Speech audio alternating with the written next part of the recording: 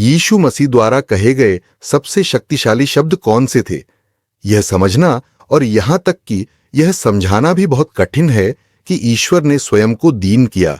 उन्हें दीन होने की भी आवश्यकता नहीं है और एक कुंवारी के शरीर में जन्म लिया और वह जीवन जिया जो उनके अलावा कोई नहीं जी सकता था। उसने दूसरों की सेवा की, उनकी मदद की, उन्हें ठीक किया, चमत्कार किए, माफ किया और खोए हुए लोगों के लिए मर गया।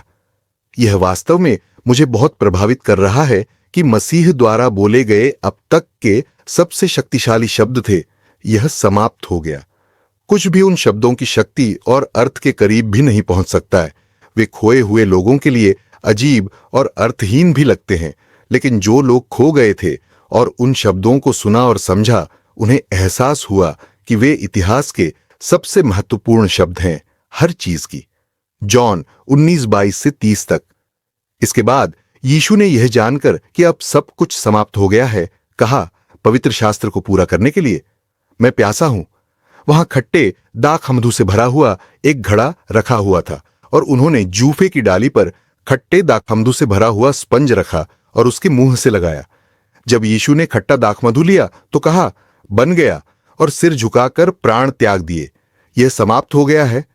जॉन 19:20। यह कथन यीशु द्वारा मरने से पहले कही गई आखिरी बातों में से एक को दर्शाता है।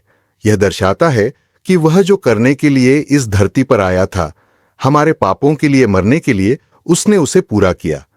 वह ग्रीक शब्द टेटेलेस्टे का उपयोग करता है, जिसका अर्थ है पूरा भुगतान। यीशु ने यह नहीं कहा कि मैं समाप्त हो गया, उन्होंने कहा यह समाप्त हो गया, जिसका अर्थ है कि उनका मुक्ति कार्य पूरा हो गया था। यह समाप्त हो गया है, विजय की घोषणा है। यीशु हमारे लिए पाप बन गया। 2 कुरिन्थियों 5:21। उसे वह दंड भुगतना पड़ा जिसके हम हकदार थे।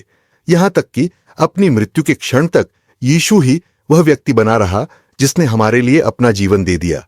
यूहन्ना 10:11, 14, 17 से 18। यह जानना बहुत आश्चर्यजनक है कि मेरे द्वारा किया गया प्रत्येक पाप एक पूर्ण बलिदान द्वारा माफ कर दिया गया था। इससे कोई फर्क नहीं पड़ता कि मेरा पाप कितना बुरा है और रहेगा। यह सब मसीह द्वारा माफ कर दिया गया है। मेरे पाप लाल थे और बर्फ में बदल गए हैं। यह पूरा हो चुका है भाइयों, उसके पुनर्जीवित होने की खुशी मनाओ।